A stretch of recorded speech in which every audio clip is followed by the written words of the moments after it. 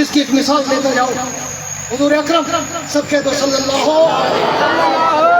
علیہ وسلم کے در اقدس پر ایک صحابی رسول آئے، عربی دیہات سے، جنگل سے، دور سے، گاؤں سے، گوٹ سے، اور آ کر حضور سے کہا یا رسول اللہ فدا کا ابی و امی، میرے ماں باپ قربان، میں غریب ہوں، مفلوق الحال ہوں، مریض ہوں، محتاج ہوں، مقروض ہوں، حضور بیت المال سے میری مدد کیجیے.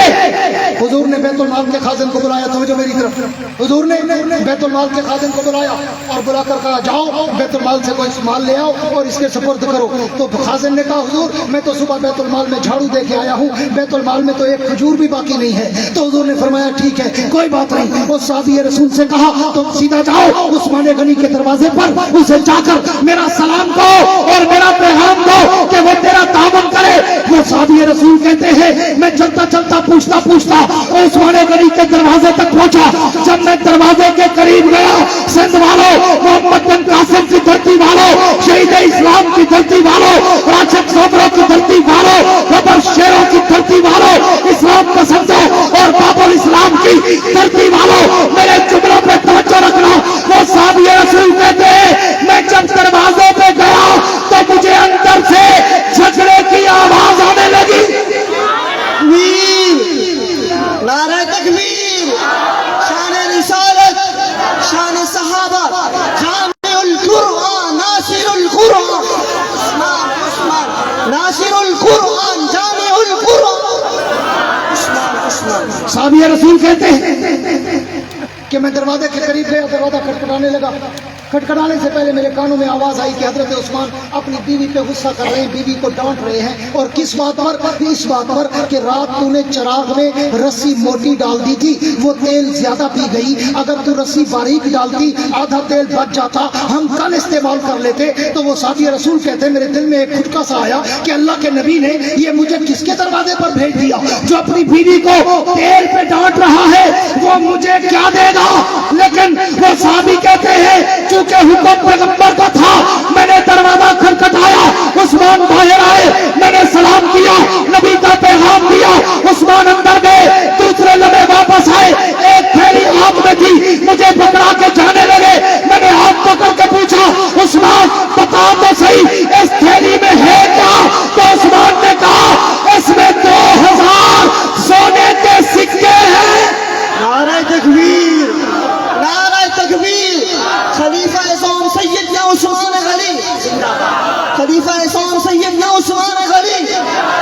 یہ کہاں پہ تو نے مجھے ایسا موضوع چھڑوا دیا؟ مجھے نہیں پتا تھا گرگوں کا قبرستان ہوگا. ہے توجہ جن کی ہے کہہ دو سبحان اللہ.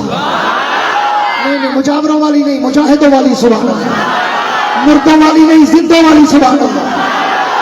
توجہ رکھنا، بات کو وائنڈ اپ کرنے چلا ہوں، مختصر کرنے چلا ہوں.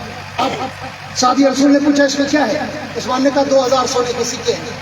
وہ حیران پریشان سرگردان پشیمانہ گوشت دندان ہو گیا. عثمان یہ کیا؟ اپنے گھر کے لیے اتنا سخت کہ تو بیوی کو تیل کے لیے ڈانٹ رہا تھا، اور میرے لیے اتنا سخی کہ 2000 سونے کے دینار مجھے دے دیے. عثمان کا جواب سن، تیرا ایمان تازہ ہو اور وَمِمَّا رَزَقْنَاهُمْ فِي يُنْفِقُونَ کا تجھے ترجمے کا اندازہ ہو. عثمان نے کہا اے بندے خدا، جو کچھ میں اپنے گھر میں خرچ کرتا ہوں اس کا حساب قیامت کے دن مجھے رب کو دینا ہے، اور جو تجھے دے رہا ہوں اس کا حساب مجھے رب سے لینا ہے. چاہے حساب دینا ہو وہاں ڈر لگتا ہے، چاہے حساب لینا ہو وہاں پہ کوئی ڈر نہیں لگتا. نعرہ تکبیر، نعرہ تکبیر. شان رسالت، شان صحابہ، شان صحابہ، وکیل صحابہ علامہ یحییٰ عباسی. اسی کو قرآن نے کہا کہ اگر متقی کی تیسری نشانی دیکھنی ہو، میرے نبی کے تیسرے یار عثمان غنی کا چہرہ دیکھ لو. وہ مما رزقناہم ينفقون، میں جو دیتا گیا وہ میرے نام پہ لٹاتا گیا. کبھی 1000 اونٹوں میں، کبھی سامانوں میں، کبھی درہم و دیناروں میں، مختلف انداز میں. ہاں حضور نے چندہ مانگا، عثمان کھڑے ہو گئے، حضور میں دیتا ہوں، بیٹھ گئے. حضور نے پھر مانگا، ہاں بھی کوئی اور، عثمان پھر کھڑا ہو گیا، حضور میں دیتا ہوں، دیا.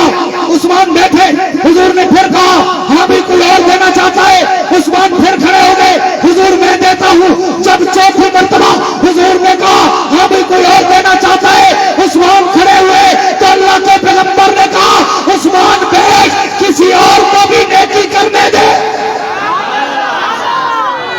قرآن نے کہا مما رزقناہم ينفقون. اگر متقی کی تیسری نشانی دیکھنی ہو میرے نبی کے تیسرے یار عثمان غنی کا چہرہ دیکھ لو.